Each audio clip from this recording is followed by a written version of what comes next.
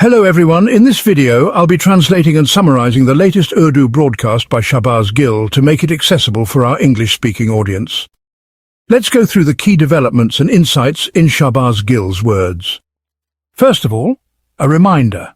97 days remain until Field Marshal Asim Munir's retirement. Yes, 97. Now let's turn to today's most important news.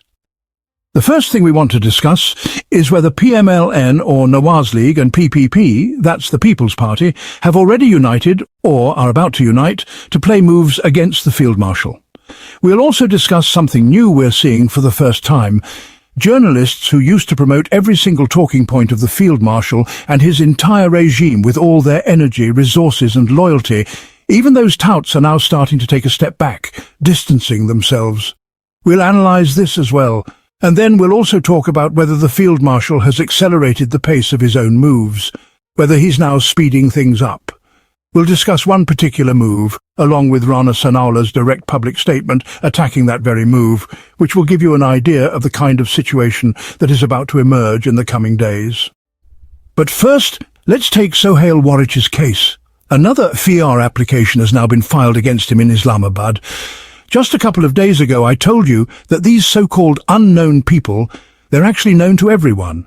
Whenever you see unknown FIR applications being submitted and the police not only receiving them but also processing them, it means one thing: generals are behind it.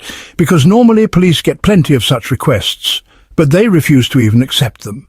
People have no choice but to file private complaints in court, and then, after multiple hearings, the court may order the registration of an FIR. Only then does the police file it.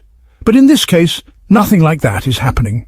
Here, the unknowns file an FIR application against Sohail Warich, and the police instantly accepts it, even announcing publicly, "Yes, we've received the application, let's see if we register the FIR."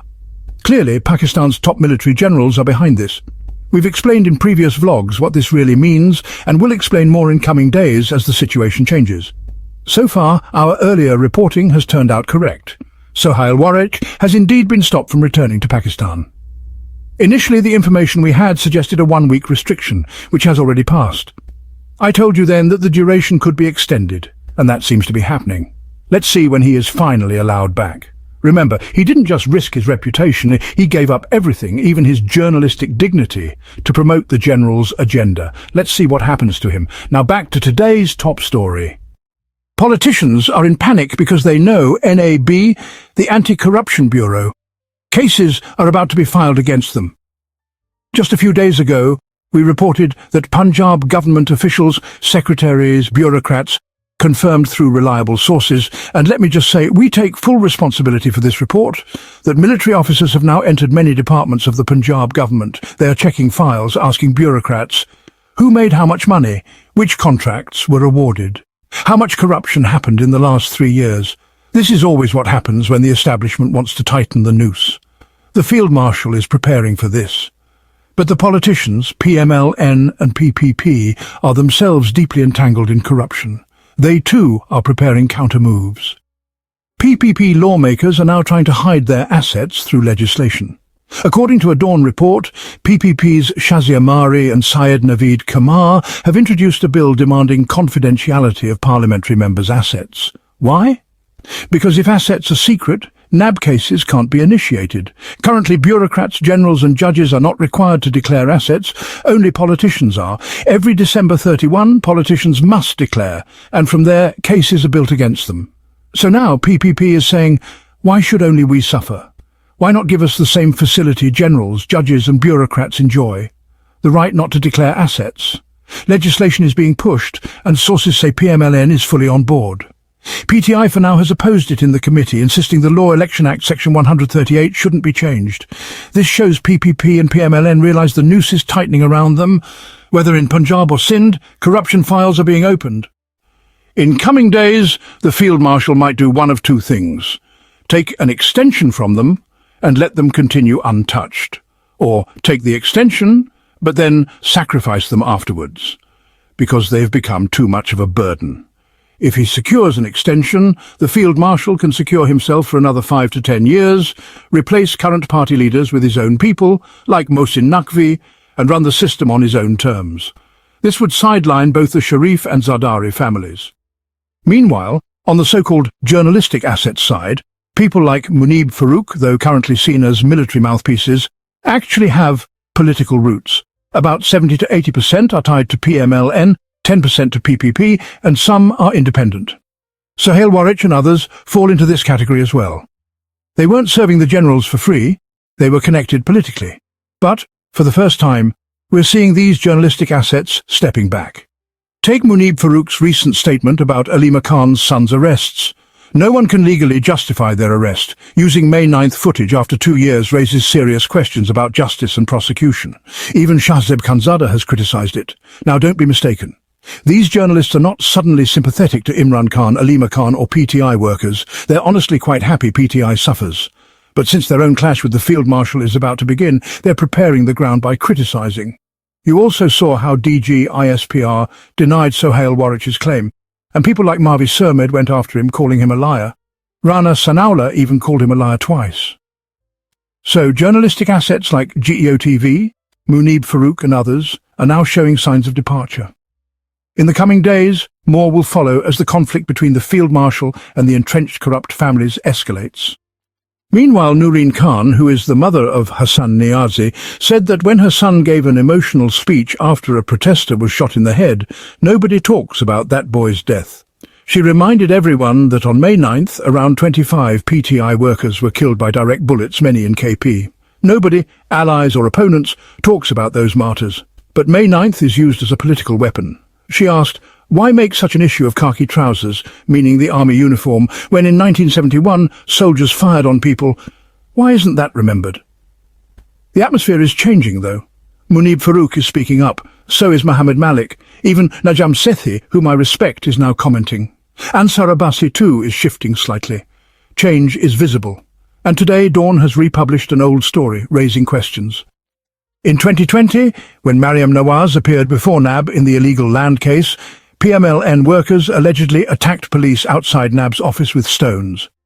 An FIR was registered against Mariam, Rana Sanaullah and 58 others. But now, Punjab police has told the anti-terrorism court that charges cannot be proven and the case should be dismissed. So Dawn is asking, NAB was an institution, police is an institution. If you're punishing PTI for attacking institutions on May 9th, why is Mariam Nawaz being cleared? Don't forget, Nawaz Sharif's people attacked the Supreme Court in the 1990s, Fazlur Rahman's people too, yet they were let go. Now even Dawn is raising this double standard. Moving forward, Rana Sanaullah's latest statement is interesting. It's a bit of a pushback against the Field Marshal. What he's signalling is, not like this. You already used us and now you want to sacrifice us too? We won't let that happen so easily because our money, our interests, our survival all are now at stake. So what exactly did he say? Rana Sanaullah said, the government is absolutely unserious regarding the 27th Amendment and the creation of new provinces. Now, if you remove the word UN from unserious and read the sentence again, it would mean the government is absolutely serious regarding the 27th Amendment and new provinces. That's exactly the statement the Field Marshal wants to hear. But by inserting UN, not serious, PMLN and PPP are showing their own hand. That single word, UN, is their adjustment, their pushback. He also clarified that the Senate election will be held on September 9th, and the decision will be made in Parliament, blah blah. The rest of his statement was in line with the Field Marshal's script, but he made one thing clear: we're not particularly interested in making new provinces.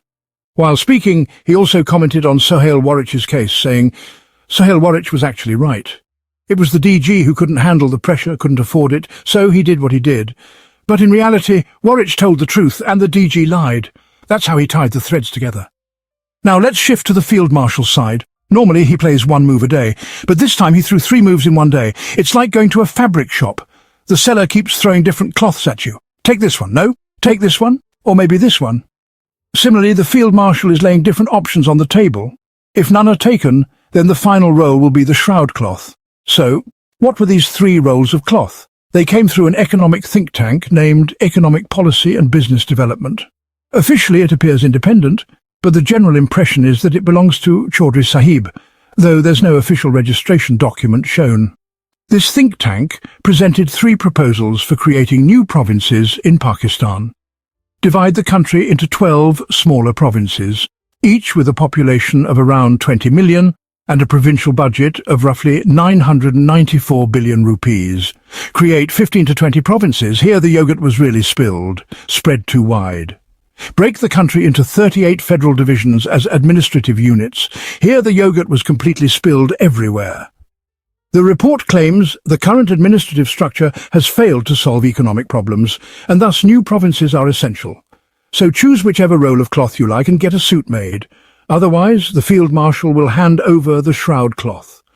And why am I calling it a shroud? Because these politicians have left nothing in their own hands. They can neither go to the public for support nor fully stand with the Field Marshal. They are trapped both ways. And you know, the clever crow always eats last. Next, the Field Marshal also had a story published about himself through military sources and media tickers. Field Marshal Asim Munir has completed 1,000 days as Army Chief with full effectiveness. During his tenure, the stock exchange saw record growth, inflation decreased significantly, decisive actions were taken against crime, smuggling and hoarding, and diplomatic steps improved Pakistan's global image. This was published in Jang newspaper. But you need to understand the fine print. Jang and the GEO group are politically aligned with PMLN. They always sail with them. They sometimes give space to PPP or PTI, but fundamentally they are PMLN's front line. So this glowing story is also a subtle move. It's like a birthday. On one side you get greetings, but on the other side it's a reminder that another year of your life is gone. So this story about 1,000 effective days is actually a polite way of saying, thank you for your service, now it's time to go. But the truth is completely different. In the last 3 years, Pakistan's economy recorded its lowest growth in 78 years. Large-scale manufacturing collapsed, services sector collapsed, agriculture collapsed. Unemployment hit 22%, the highest in history. Poverty broke all records. 2 provinces are practically at war. Judiciary, parliament, civil service, journalism, all devastated. Farmers suffered losses of 220 billion rupees in just 1 year. So, the achievements painted by Jang are the opposite of reality. Meanwhile, clerics are stepping in. Maulana Abdul Khair Azad praised the Field Marshal, saying, because of his efforts, the country is progressing. But when you see the surname Azad, free, you should know what it really means, just like unknowns who are actually known. Similarly, Mufti Munib-ur-Rahman recently backed DG ISPR's version over Sohail Warwich's. Now more clerics are being brought in because the game requires it. On the other hand, remember, Imran Khan's clash with General Asim Munir dates back to before May 9th, even before Imran became Prime Minister. It began over blocking Asim Munir's first appointment. Later it became about positions, hence the fake cases against Imran. Now even Munib Farouk indirectly is admitting these cases are not about principles. They are a personal fight between the Field Marshal and Imran Khan. So the narrative is being carefully reframed. This is a personal vendetta, not an institutional matter. The institution itself is being told, you have no quarrel with PMLN or PPP. Why support the Field Marshal in his personal feud? This is why we're seeing touts taking small steps back. Now let's consider 2 senior journalists whom I do not call touts, because they at least try to maintain balance in these dark times. Najam Sethi said, Imran Khan's approach is like Nelson Mandela's.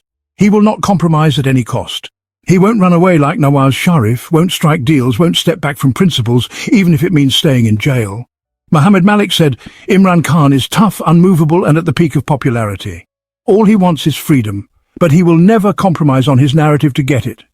So put together, Munib says, this is a personal issue. Sethi says Imran is Mandela, unyielding. Malik says Imran is strong, popular and uncompromising.